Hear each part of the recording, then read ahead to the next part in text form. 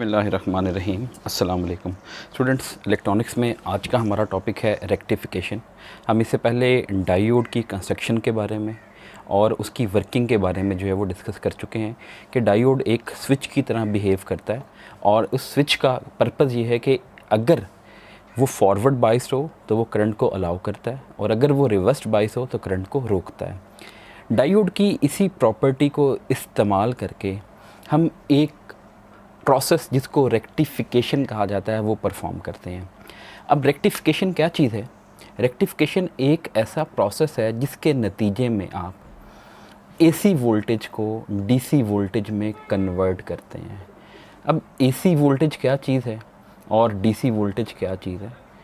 AC means alternating current, तो इसका मतलब है कि एक ऐसा वोल्टेज जो अल्टरनेटिंग करंट जनरेट कर सके उसको एसी वोल्टेज कहा जाता है। जैसे कि हमारे घरों में एसी जनरेटर मौजूद होते हैं, यानी अगर वापडा की इलेक्ट्रिसिटी या पावर जो है वो आउटेज हो जाए तो हम उस जनरेटर को इस्तेमाल करते हैं। तो वो जनरेटर जो वोल्टेज जनरेट करता है वो है एसी वोल्टेज।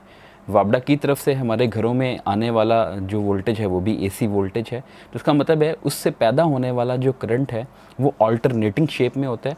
और अल्टरनेटिंग का मतलब है कि एक्चुअली में उसमें दोनों तरह की पोलैरिटीज़ होती हैं, यानी उसमें पॉजिटिव हाफ साइकिल भी मौजूद होगा और नेगेटिव हाफ साइकिल भी मौजूद होगा। यानी अगर आप इसको रेफरेंस लाइन यानी ज़ीरो कंसिडर कर लें तो ऐसा है कि कुछ देर के लिए करंट की डायरेक्शन जो है वो लेफ़्ट से राइट होगी और कुछ देर के लिए राइट से लेफ़्ट होगी।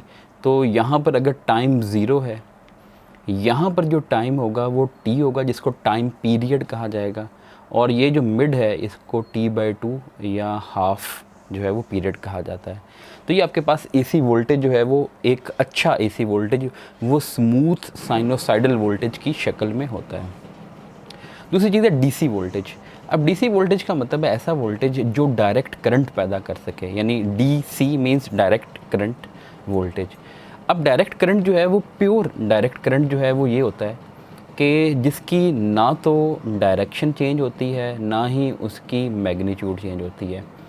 यानी ये आपके पास टाइम है और यहाँ पर हम वोल्टेज को प्लॉट करते हैं तो उसका ग्राफ इस तरह का होना चाहिए कि टाइम गुज़रता जाएगा लेकिन उसकी वैल्यू जो है वो ना बढ़ रही है ना कम हो रही है। ठीक है, इसका जो टाइम पीरियड होता है वो इनफाइनाइट होता है, यानी हम कहते हैं कि ये क़यामत वाले दिन जाके अपने आप को रिपीट करेगा, यानी इट मीन्स कि कभी अपने आप को रिपीट नहीं कर रहा, यानी उसकी शेप जो है वो ऐसी ही है कांस्टेंट, उसमें कोई रेपिटेशन जो है वो मौजूद नहीं है। ठीक है, अब एसी वोल्टेज को डीसी वोल्टेज में कन्वर्ट करना है।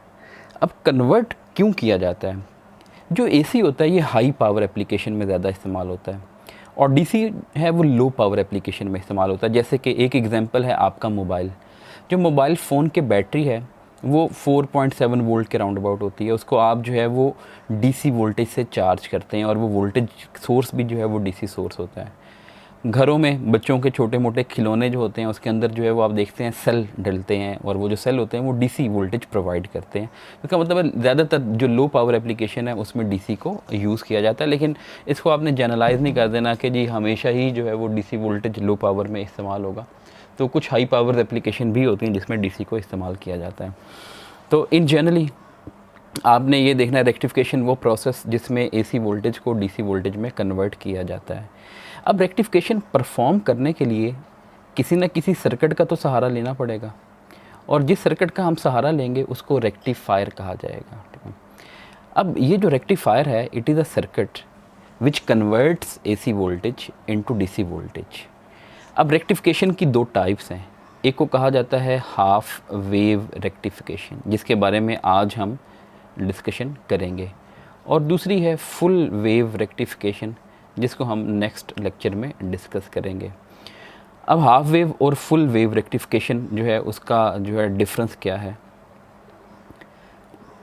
आप देख रहे हैं कि जो एसी वोल्टेज है इसका जो एक कंप्लीट साइकिल है वो दो हाफ्स पे मुश्तमिल है, उसमें एक पॉजिटिव पोर्शन है और एक नेगेटिव पोर्शन है।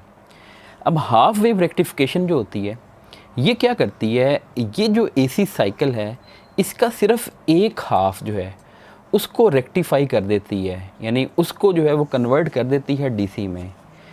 बाकी दूसरे हाफ को क्या करती है, कन्वर्ट नहीं करती। और ये जो फुल वेव रेक्टिफिकेशन है, इसके नतीजे में दोनों हाफ्स, ठीक है, यानी दो हाफ साइकिल्स वो कन्वर्ट हो जाते हैं किस में, डीसी में। तो यहाँ पर एक हाफ साइकिल जो है वो कन्वर्ट हो रहा है और यहाँ पर जो है वो 2 हाफ साइकिल कन्वर्ट हो रहे हैं।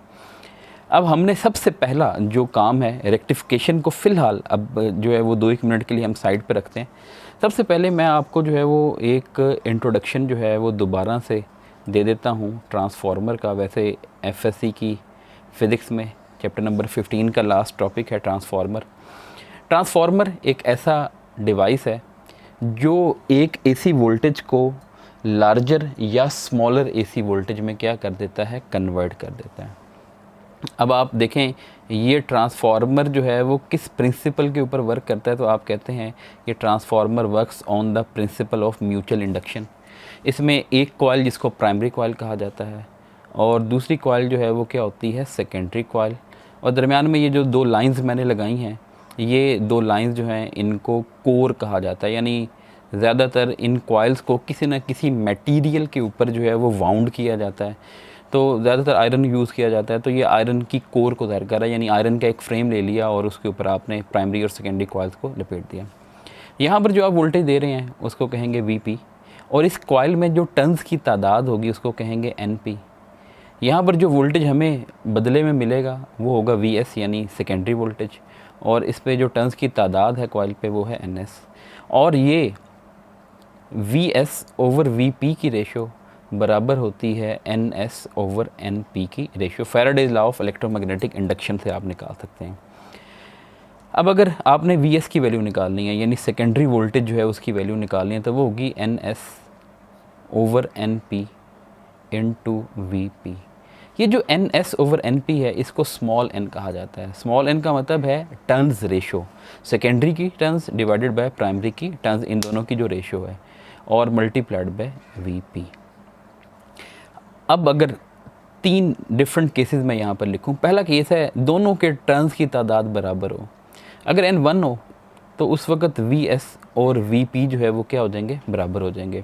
इस तरह का जो ट्रांसफार्मर है, अब बज़ाहिर आपको लग रहा है कि जितनी इनपुट दी उतनी आउटपुट दी, तो फ़ायदा क्या है बीच में हमें ट्रांसफार्मर जो है वो इस्तेमाल करने की। तो इस तरह के ट्रांसफार्मर भी जो है वो इस्तेमाल होते हैं, लेकिन ये हायर क्लासेस में आप देखेंगे कि क्यों इस्तेमाल होते हैं, इनको बफर ट्रांसफार्मर कहा जाता है। खैर यहाँ पर हम जो है वो दूसरा ट्रांसफार्मर की बात करते हैं। n is greater than 1, NS ज़्यादा है, NP कम है, यानी सेकेंडरी में टर्न्स की तादाद ज़्यादा और प्राइमरी में टर्न्स की तादाद कम है, तो उस वक्त टर्न रेशो क्या हो जाएगी, 1 से ग्रेटर। और जब टर्न रेशो 1 से ग्रेटर आएगी तो उस वक्त सेकेंडरी का वोल्टेज प्राइमरी के वोल्टेज के मुकाबले में ज़्यादा होगा। और इस तरह के ट्रांसफार्मर को कहा जाता है स्टेप अप ट्रांसफार्मर, यानी इनपुट पे वोल्टेज कम है और आउटपुट पे वोल्टेज क्या होगा, ज़्यादा होगा। और तीसरी बात, अगर n लेस देन 1 होगा तो उस वक्त Vs भी Vp से लेस होगा। तो इस तरह के ट्रांसफार्मर को स्टेप डाउन ट्रांसफार्मर जो है वो कहा जाता है। तो ये आपके पास जो है वो 3 तरह के ट्रांसफार्मर। अब स्टेप अप ट्रांसफार्मर नॉर्मली इस्तेमाल होते हैं पावर को ट्रांसमिट करने में, यानी मतलब नेशनल ग्रिड जो है उससे जो है वो दूसरे डिविजनल ग्रिड्स में जब वोल्टेज जाएगा तो बहुत ज़्यादा हाई वोल्टेज जो है वो क्या किया जाएगा, उसको ट्रांसमिट किया जाएगा। स्टेप डाउन ट्रांसफार्मर उस वक्त इस्तेमाल होता है जब आपने पावर को डिस्ट्रीब्यूट करना होता है, यानी कहीं पर तकसीम करनी होती है पावर। तो n इज़ लेस देन 1, हमने AC को DC में कन्वर्ट करना है, और हमने कहा ज़्यादातर DC वोल्टेज जो है वो लो पावर एप्लीकेशन में इस्तेमाल होता है। इसलिए सबसे पहले हम जो वापडक की तरफ से आने वाला वोल्टेज होगा उसको स्टेप डाउन कर लेंगे, और स्टेप डाउन करके क्या करेंगे, एक स्मॉलर वोल्टेज में कन्वर्ट करेंगे, और उसके बाद फिर उसको जो है वो रेक्टिफिकेशन के लिए इस्तेमाल करेंगे। तो मैं अब जो है वो आता हूँ दोबारा से रेक्टिफिकेशन की तरफ, और आज का हमारा यानी जो एक्चुअल टॉपिक है वो है हाफ वेव रेक्टिफिकेशन, कि हमने हाफ वेव रेक्टिफिकेशन और उसके सर्किट को जो है वो डिस्कस करना है। ठीक है, तो हाफ वेव रेक्टिफिकेशन। अब रेक्टिफिकेशन की डेफिनेशन हम जान चुके हैं कि रेक्टिफिकेशन जो है वो AC से DC में कन्वर्जन का प्रोसेस है, और हाफ वेव रेक्टिफिकेशन वो है कि जिसमें AC वोल्टेज का सिर्फ एक साइकिल जो है वो कन्वर्ट हो जाएगा DC में। अब इसके लिए क्या तरीक़ाकार इस्तेमाल होगा, एक सेमीकंडक्टर डायोड, ये मैंने सेमीकंडक्टर डायोड लगा दिया, बिल्कुल मैंने हॉरिजॉन्टल कॉन्फ़िगरेशन में इसको लगा दिया। आप एक काम करें, इसके पैरेलल बिल्कुल एक और वायर यहाँ पर लगा दें।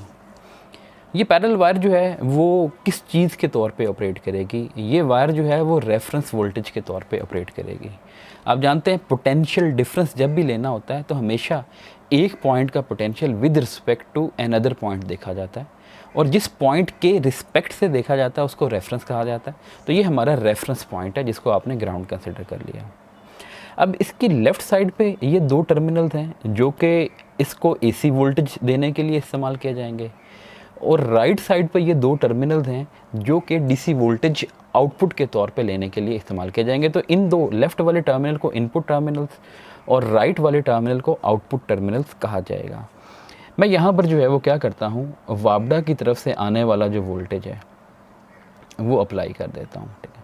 तो ये वापडा की तरफ से आने वाला वोल्टेज हमने अप्लाई कर दिया कहाँ पर? प्राइमरी कॉइल के ऊपर, ठीक है। और यहाँ पर जो है वो स्टेप डाउन ट्रांसफार्मर लगाया, क्योंकि हमने लो वोल्टेज में कन्वर्ट करना है।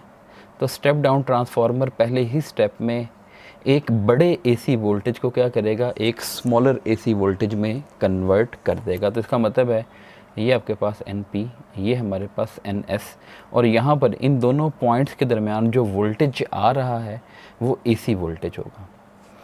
यहाँ से आउटपुट लेनी है। अब आउटपुट हमने जो है वो ज़ाया तो नहीं करनी होती, आउटपुट इस्तेमाल करनी होती है।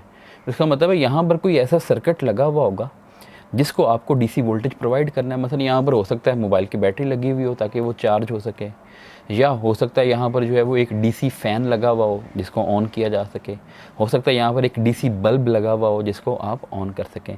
खैर, जितने भी सर्किट्स होते हैं हर सर्किट को उसकी रेजिस्टेंस से पहचाना जाता है। तो यहाँ पर हम एक रेजिस्टेंस लगा देंगे, उसको कह देंगे लोड रेजिस्टेंस। और लोड ऐसे सर्किट को कहा जाता है जो पावर सप्लाई से क्या करे? करंट को जो है वो क्या करे? ड्रॉ करे, खींचे। तो वो ये लोड है यहाँ पर। अब लोड का मतलब ये नहीं है कि यहाँ पर कोई रेजिस्टेंस लगी हुई है, यहाँ पर कोई ना कोई सर्किट लगा हुआ है जिसको चलने के लिए डीसी वोल्टेज की ज़रूरत है। हमने अब इस सर्किट को एनालाइज़ करना है, और एनालाइज़ करने के लिए हमने देखना है कि हमारी जो इनपुट है उस इनपुट में दो साइकिल्स मौजूद हैं, ठीक है। अब ये जो दो साइकिल्स हैं ये पॉजिटिव हाफ साइकिल, ये नेगेटिव हाफ साइकिल। अब पॉजिटिव हाफ साइकिल जो है उसकी ये पीक वैल्यू है, ठीक है। इस पीक वैल्यू क्या होती है? रेफरेंस लेवल से जो मैक्सिमम जो डिस्टेंस होता है उसको पीक वैल्यू कहा जाता है। इसको मैं VP का नाम दे लेता हूँ। और सिमिलरली ये जो है ये -VP होगा क्योंकि ये नेगेटिव पीक कहलाएगी, ठीक है। अब हम क्या काम करते हैं, during the positive half cycle जो है वो इस सर्किट को डिस्कस करते हैं कि पॉजिटिव हाफ साइकिल में क्या सिचुएशन बनेगी। जब पॉजिटिव हाफ साइकिल आएगा उस वक़्त जो अपर टर्मिनल है वो पॉजिटिव हो जाएगा और लोअर टर्मिनल जो है वो क्या हो जाएगा? नेगेटिव हो जाएगा। तो मैं सर्किट को यहाँ पर रीड्रॉ कर रहा हूँ। ये हमारा रेफरेंस। यहाँ पर आप देखें कि यहाँ पर आपने प्राइमरी वोल्टेज दिया जो कि बहुत लार्ज है। पाकिस्तान में ये प्राइमरी वोल्टेज 220 वोल्ट होता है, इसकी RMS वैल्यू जो होती है। तो अब RMS से जब पीक वैल्यू निकालेंगे तो वो 300 को भी क्रॉस कर जाएगी। यानी आप जानते हैं कि जो पीक वोल्टेज होता है वो होता है RMS वोल्टेज मल्टीप्लाइड बाय √2। तो अगर RMS वोल्टेज 220 है तो जब उसको 1.4 से मल्टीप्लाई किया जाएगा तो तकरीबन 310 या 311 के करीब पहुंच जाएगा। तो पीक वैल्यू काफ़ी ज़्यादा है, ठीक है। अब यहाँ पर एक डबलिंग ये हो रही है कि यहाँ पर VP का मतलब प्राइमरी वोल्टेज भी है, और प्राइमरी वोल्टेज की जो पीक वैल्यू है उसको भी मैंने VP से ज़ाहिर किया। तो आप इसको VP से ज़ाहिर करने के बजाय VM लिख दें। VM का मतलब है मैक्सिमम वोल्टेज, ठीक है। यानी उसको अब हम पीक वोल्टेज ही कहेंगे, लेकिन उसको ज़ाहिर जो है वो VM से कर रहे हैं। P का सब्सक्रिप्ट हम प्राइमरी के लिए इस्तेमाल कर चुके हैं। तो होगा ये कि जितनी वोल्टेज यहाँ पर आप देंगे पॉजिटिव हाफ साइकिल में, ये पॉजिटिव हो जाएगा, ये नेगेटिव हो जाएगा। इट मीन्स ये पॉजिटिव और ये नेगेटिव। आप देखते हैं कई दफ़ा ट्रांसफार्मर के ऊपर ना यहाँ पर एक डॉट का सिंबल लगा हुआ होता है। अब बच्चे कंफ्यूज होते हैं कि ये डॉट्स का क्या मतलब है। डॉट का मतलब क्या है? आपने मैग्नेटिक फील्ड है उसके बारे में कन्वेंशन पढ़ी हुई है कि डॉट का मतलब होता है आउट ऑफ द पेज और क्रॉस का मतलब होता है इनटू द पेज। तो ये दोनों डॉट्स का मतलब ये है कि इनको वाइंड ऐसे किया हुआ है इन दोनों कॉइल्स को कि ये जो मेरा थंब होगा ये मैग्नेटिक फील्ड लाइंस की डायरेक्शन बता रहा है, ये आउट ऑफ द बोर्ड है या out of the this conductor है। अब यहाँ पर जो है आ गया पॉजिटिव और यहाँ पर आ गया नेगेटिव। अब आप देख सकते हैं कि जो डायोड का पी रीजन है वो पॉजिटिव से कनेक्ट हुआ हुआ है और डायोड का एन रीजन जो है वो नेगेटिव से कनेक्ट हुआ हुआ है। ये डायोड तो फॉरवर्ड बाइस हो जाएगा और अगर फॉरवर्ड बाइस है तो इसमें से करंट पास करेगा। तो उसका मतलब है जब भी इनपुट पे ये पॉजिटिव हाफ साइकिल आएगा, नेगेटिव नहीं सिर्फ पॉजिटिव, और पॉजिटिव हाफ साइकिल आना कब है, जब टाइम 0 से स्टार्ट होगा और कब तक चलेगा, t/2 तक, क्योंकि यहाँ से 0 है, यहाँ पर टाइम t है, यहाँ पर t/2 है। तो ये आपके पास तो करंट कन्वेंशन करंट पॉजिटिव से नेगेटिव की तरफ जाता है, तो ये करंट की डायरेक्शन होगी, ये पॉजिटिव से यूं नेगेटिव की जानिब। अब आप इस लोड में ज़रा करंट की डायरेक्शन को देखें। इस लोड में करंट ऊपर से नीचे दाखिल हो रहा है। तो इलेक्ट्रिसिटी एंड मैग्नेटिज्म में किरचॉफ करंट लॉ आपने पढ़ा था, incoming current is always taken as positive. तो करंट इसके अंदर दाखिल हो रहा है, इसका मतलब है कि करंट अगर दाखिल हो रहा है तो करंट पॉजिटिव है और रेजिस्टेंस भी हमेशा पॉजिटिव होती है। तो यहाँ पर जो वोल्टेज आपको मिलेगा वो भी क्या होगा, पॉजिटिव होगा। तो इसका मतलब है 0 से लेके t/2 तक जिस तरह की इनपुट है उसी शेप में आपके पास क्या आएगी, आउटपुट आएगी। फ़र्क क्या होगा, फ़र्क ये होगा कि जो इनपुट की पीक वैल्यू थी वो थी Vm, जो आउटपुट की पीक वैल्यू होगी वो Vm नहीं होगी, वो होगी Vm -0.7 अगर ये सिलिकॉन का डायोड है, और अगर जर्मेनियम का है तो Vm -0.3 होगा, क्योंकि 0.7 या 0.3 तो इसका अपना वोल्टेज ड्रॉप है जो कि इसने ज़ाया कर लेना है फॉरवर्ड बाइस होने से पहले। तो ये पॉजिटिव हाफ साइकिल की सिचुएशन आ गई। अब हम जो है वो नेगेटिव हाफ साइकिल को क्या करते हैं, ड्रॉ करते हैं। ठीक है, यहीं पर ड्रॉ करते हैं, इसके नीचे सेम वही वाला सर्किट मैं रीड्रॉ कर रहा हूँ। ठीक है, अब आपने इनपुट पे जो है वो क्या कर दिया है, नेगेटिव साइकिल जो है वो दे दिया है। अब जब इनपुट पे नेगेटिव साइकिल आएगा तो अब सिचुएशन ये है, इस तरह की इनपुट आ रही है, ये t/2 से ऑनवर्ड जो साइकिल का बाकी हिस्सा बच गया ये है, ये ऊपर नेगेटिव आ गया, नीचे आ गया पॉजिटिव। अब आप देखें p रीजन नेगेटिव से जुड़ गया और n रीजन पॉजिटिव से जुड़ गया। तो ये डायोड होगा रिवर्स बाइस, और रिवर्स बाइस डायोड में से कोई करंट पास नहीं करता है। इसका मतलब ये हुआ कि अब ये डायोड तो बेशक यहाँ पर लगा हुआ है, लेकिन ये ऐसे है जैसे कि स्विच ओपन हुआ हुआ है, यानी कोई भी करंट इसमें से जो है वो पास नहीं करेगा। और जब कोई करंट इस रजिस्टर में दाखिल नहीं होगा तो इस रजिस्टर के क्रॉस जो वोल्टेज आएगा वो ज़ीरो होगा, क्योंकि जब करंट ही ज़ीरो है तो वोल्टेज भी ज़ीरो होगा। तो t/2 से लेकर t तक वोल्टेज क्या होगा, ज़ीरो होगा। तो इट मीन्स अब आप ये कह सकते हैं कि हमारा जो इनपुट था वो था AC की शक्ल में इस तरह से, ठीक है, और जो हमारी आउटपुट है वो है DC की शक्ल में। DC अब क्यों उसको कहा जा रहा है, वो इसलिए कहा जा रहा है कि इसमें सिर्फ पॉजिटिव हाफ साइकिल है और नेगेटिव हाफ साइकिल जो है वो क्या है, एब्सेंट है। तो इट मीन्स कि ये हमारा इनपुट वोल्टेज Vin, ये इनपुट वोल्टेज की वेव फॉर्म है और ये हमारे आउटपुट वोल्टेज की वेव फॉर्म है। तो इसको आप Vout कह देंगे और इसको आप Vin कह देंगे। ठीक है, पॉजिटिव साइकिल है, नेगेटिव साइकिल नहीं है। तो t/2 से लेके t तक जो है वो ज़ीरो आ रहा है। यहाँ पर जो है वो दोनों half cycle as it is मौजूद हैं। अब आप देखें, हमने तो स्टार्ट में डेफिनेशन की DC की कि DC वो है जिसकी वैल्यू क्या होती है, कांस्टेंट होती है। इसका मतलब है इसकी डायरेक्शन तो एक ही है कि इसमें सिर्फ पॉजिटिव पोर्शन है, नेगेटिव नहीं है, अल्टरनेट नहीं हो रहा, यानी चेंज नहीं कर रहा अपनी डायरेक्शन को। लेकिन फ़र्क क्या है कि यहाँ पर जो वोल्टेज है उसका लेवल स्मूथ नहीं है, कांस्टेंट नहीं है। हालांकि हमने कहा था DC तो यूँ होना चाहिए, बिल्कुल ये कांस्टेंट होना चाहिए, तो यहाँ पर जो है वो कांस्टेंट नहीं है। तो इसका मतलब ये हुआ कि इस तरह की जो DC है, इस DC को कहा जाता है पल्सेटिंग DC। पल्सेटिंग का मतलब है फ्लक्चुएटिंग DC, कि इसके अंदर फ्लक्चुएशंस मौजूद हैं। पल्सेटिंग DC को अगर आपने स्मूथ DC में कन्वर्ट करना हो तो उसके लिए फिर आपको क्या करना पड़ता है, एक एक्स्ट्रा सर्किट इस्तेमाल करना पड़ता है। उस सर्किट को क्या कहा जाता है, फ़िल्टर। नॉर्मली ये जो फ़िल्टर्स होते हैं ये दो तरह के कंपोनेंट्स पे मुश्तमिल होते हैं। कैपेसिटर्स भी होते हैं इसके अंदर, इंडक्टर्स भी होते हैं, लेकिन इंडक्टर बनाना मुश्किल काम है, इसलिए ज़्यादातर कैपेसिटर फ़िल्टर जो है वो इस्तेमाल होते हैं इन प्रैक्टिस।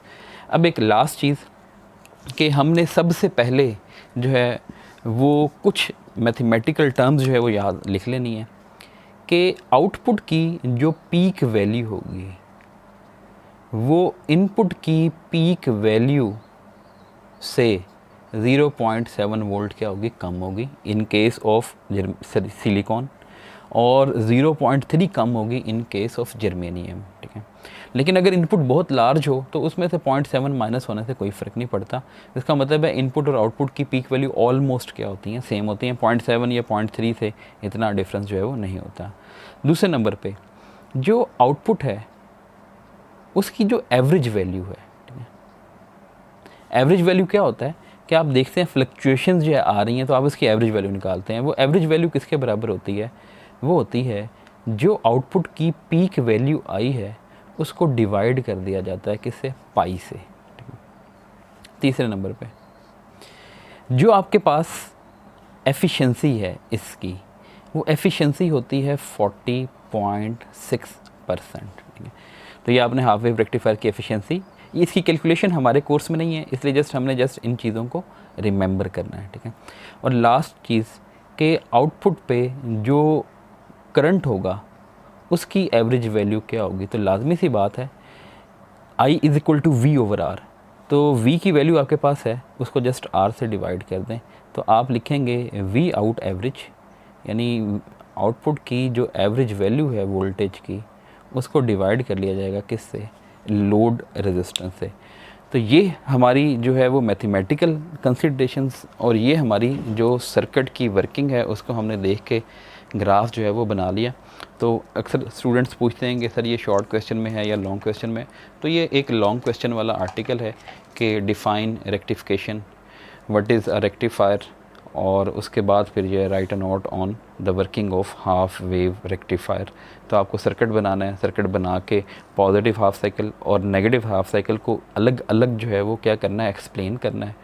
उसके बाद इनपुट और आउटपुट की वेव फॉर्म को एक ही स्केल के ऊपर कंपैरिजन करना है और साथ जस्ट ये बताना है कि ये पल्सेटिंग डीसी है, इसको स्मूथ डीसी में कन्वर्ट करने के लिए फ़िल्टर सर्किट जो कि कैपेसिटर या इंडक्टर्स के ऊपर मुश्तमिल होता है, और आउटपुट की जो डिफरेंट पैरामीटर्स हैं उनके बारे में आपने ये तमाम चीज़ें लिख देनी है। तो अपना ख्याल रखिएगा। अल्लाह हाफ़िज़।